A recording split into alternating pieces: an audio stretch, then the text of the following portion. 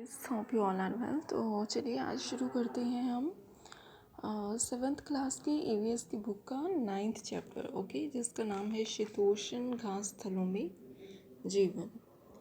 तो देखिए, घास स्थल है यानी कि जिन प्रदेशों के पादप पौधों को कहा जाता है, ठीक है। तो जिन प्रदेशों के जो पौधे हैं वो जीवन में मुख्यतः प्रमुखतः घास की अधिकता होती है। तो ये जो है पृथ्वी का 1/4 हिस्से पर फैला होता है, यानी कि कहने का भाव ये है कि जो घास स्थल वाला एरिया है, पौधों वाला जो एरिया है, वो पृथ्वी के 1/4 यानी 1/4 हिस्से पर फैला हुआ है, ठीक है। घास स्थल जो है वो शीतोष्ण और उष्णकटिबंधीय 2 प्रकार से होते हैं, ठीक है। प्रेयरी जो है वो भी घास का मैदान है।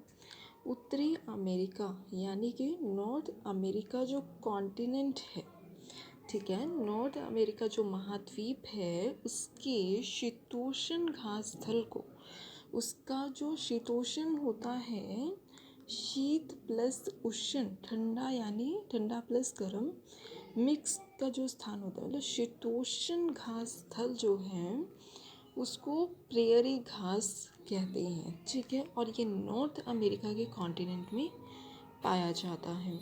ये समतल मंद ढलान या फिर पहाड़ियों वाले प्रदेश होते हैं, क्योंकि यहाँ पर क्या होता है, या तो यहाँ पर समतल एरिया हो गया, समतल होता है प्लेन, ठीक है। समान तल यानी कि प्लेन एरिया। मंद ढलान होता है जिसकी जो ढलान है वो कम है, बहुत ज़्यादा ढलान नहीं है, ठीक है। और या फिर पहाड़ियों वाले जो प्रदेश हैं उन एरिए में, ऐसे एरिए में जो है प्रेयरी घास स्थल पाए जाते हैं, ठीक है। अगर हम देखें वेस्ट में, तो वेस्ट में रॉकी पर्वत और पूर्व में एक ग्रेट लेक, यहाँ तक ये एरिया फैला हुआ है, ओके। अमेरिका में जो प्रेयरी का अपवाहन है वो मिस्सी, कनाडा में देखें तो सास्केचुअन द्वारा होता है, ये शायद सास्केचुअन नदी है, ठीक है। और मूल निवासी मतलब जो नॉर्थ अमेरिका कॉन्टिनेंट है ना, उसमें रहने वाले जो मूल निवासी हैं उन्हें रेड इंडियन कहा जाता है, ठीक है। इसके पीछे भी बहुत बड़ी कहानी है कि क्यों जो नॉर्थ अमेरिका के लोग हैं उन्हें रेड इंडियंस कहा जाता है, ठीक है। तो इसके बारे में हम नेक्स्ट वीडियो में पढ़ेंगे। तो उसके बाद देखिए, प्रेयरी घास का जो स्थल है, घास का मैदान है, लैटिन शब्द में प्रिएटा से बना अर्थ शद्धल, उससे मिलकर जो है प्रेयरी कहा जाता है, इसे प्रिएटा शब्द से मिलकर बना है, ठीक है। और प्रिएटा से मिलकर बना है जिसका अर्थ क्या है, शद्धल, ओके। तो देखिए, जलवायु क्या होता है, तो चरम टेम्परेचर वाली महाद्वीपीय जलवायु, ग्रीष्म में टेम्परेचर देखें तो 20 डिग्री सेल्सियस और शीत ऋतु में देखें तो 0 डिग्री सेल्सियस से 20 डिग्री सेल्सियस जो है वार्षिक वर्षा यहाँ पर सामान्य होती है। यहाँ की हम जो है यहाँ के कॉन्टिनेंट की सॉरी क्लाइमेट की बात कर रहे हैं, ठीक है। क्लाइमेट होता है जलवायु, और जलवायु का ये है कि यहाँ पर जो गर्मी में सेल्सियस होता है ना, वो 20 डिग्री तक ही होता है, और ठंड में देखें तो 0 डिग्री तक पहुँचता है, ठीक है। चिनूक क्या है, तो चिनूक जो है स्थानीय गर्म पवन यहाँ पर बहती है, ठीक है। चिनूक नाम की हवा यहाँ पर बहती है, वो जो हवा है वो स्थानीय गर्म पवन हवा है, मतलब गर्म हवा है, ओके। तो ये जो भी हमने पढ़ा ये सब किस एरिया का है, ये नॉर्थ अमेरिका कॉन्टिनेंट का हम पढ़ रहे हैं, ठीक है। और यहाँ पर वनस्पति और प्राणी जात, जैसे कि यहाँ पर पेड़ पाए जाते हैं, शरपत, आल्डर, पपलर, ठीक है। उपजाऊ मिट्टी यहाँ पर होती है। प्रमुख फसल यहाँ पर मक्का, अन्य फसलें उगाई जाती हैं जैसे आलू की, सोयाबीन, कपास, ठीक है। अल्फाल्फा और विशाल मवेशी फर्म यहाँ पर होती हैं। उनको रेंच व देशमाल करने वाले को काउबॉय कहते हैं, ठीक है। प्रमुख पशु अगर हम देखें तो यहाँ पर बाइसन, अन्य खरगोश, कयोत, गोफर, प्रेयरी कुत्ता यहाँ पर पाया जाता है।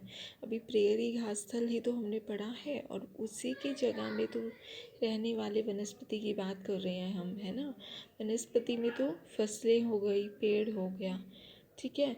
और जो प्राणी जात है उसमें पशु में बाइसन, अन्य खरगोश, कयोत, गोफर, प्रेयरी कुत्ता, इस तरह के जो है जानवर यहाँ पर पाए जाते हैं।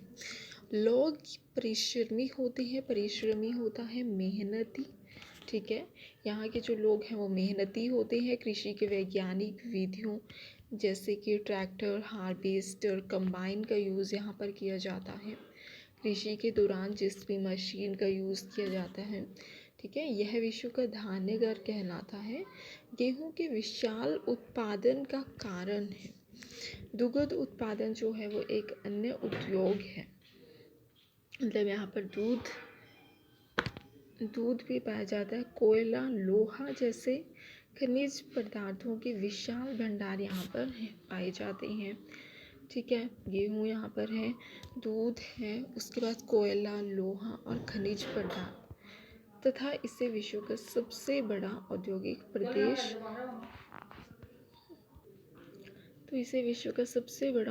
प्रदेश बन गया है।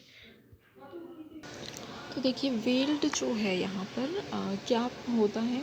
वेल्ड भी एक घास का मैदान है जो कि साउथ अफ्रीका कॉन्टिनेंट में मतलब साउथ अफ्रीका में पाया जाता है। साउथ अफ्रीका के शीतोष्ण घास स्थल को वेल्ड कहा जाता है। यहाँ 600 मीटर से लेकर 1100 मीटर की ऊंचाई तक ऊंचे उर्मिल पठार होते हैं और ये ड्रैकेसबर्ग पर्वत से धीरे हैं।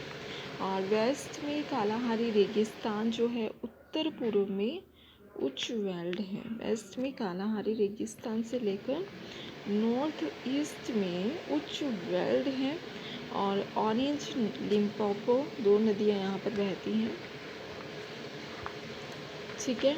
और जलवायु की बात करें तो यहाँ पर जो जलवायु है वो नम है, ठीक है। शीत ठंडों में यहाँ पर ठंडी और शुष्क देखें तो 10 डिग्री, मतलब शीत ऋतु में मतलब ठंड के टाइम पे 5 डिग्री सेल्सियस और शुष्क गर्मी के टाइम पर 10 डिग्री सेल्सियस तक टेम्परेचर यहाँ पर रहता है। जुलाई सबसे ठंडा महीना है यहाँ पर।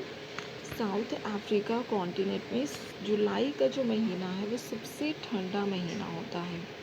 लेकिन अगर हम अपने इंडिया में देखें तो जुलाई के टाइम पे बहुत गर्मी होती है। ग्रीष्म ऋतु अल्पकालीन और गर्म वर्षा नवंबर से लेकर फरवरी तक जो है यहाँ पर गर्म ग्रीष्म ऋतु होता है, मतलब गर्मियों का टाइम होता है, ठीक है, तक ग्रीष्म ऋतु में होती है। और वनस्पति और प्राणी जात की बात करें तो यहाँ पर जो वनस्पति है वो विरल होती है। लाल घास वेल की झाड़ियों में पैदा बबूल, मरोला जानवर जो देखें तो शेर, तेंदुआ, चीता, कुड़ू, ये जानवर यहाँ पर पाए जाते हैं। निवासी पशुपालन व खनन के लिए प्रसिद्ध उपजाऊ भूमि नहीं होती है। यहाँ पर मक्का, गेहूँ, ज्वार, अखरोट, आलू, प्रमुख फसल यहाँ पर तंबाकू, गन्ना, कपास की फसलें उगाई जाती हैं। प्रमुख व्यवसाय की बात करें तो भेड़ पालन, ऊन के लिए ऊनी उद्योग विकसित हैं और मैरिनो भेड़ यहाँ पर पाई जाती है। ये जो मैरिनो भेड़ है या इससे दूध का उत्पादन होता है। खनिज के प्रचुर भंडार यहाँ पर पाए जाते हैं जैसे लोहा, कोयला, सोना, हीरा यहाँ का प्रमुख खनन व्यवसाय है। जोहान्सबर्ग जो है वो वर्ल्ड की स्वर्ण राजधानी है, कहा जाता है इसे। जोहान्सबर्ग को वर्ल्ड की स्वर्ण राजधानी यानी सोने की राजधानी कहा जाता है, ठीक है, तो चलिए आज की वीडियो हमारी इतनी है, फिर मिलते हैं नेक्स्ट वीडियो के साथ। Bye bye, take care.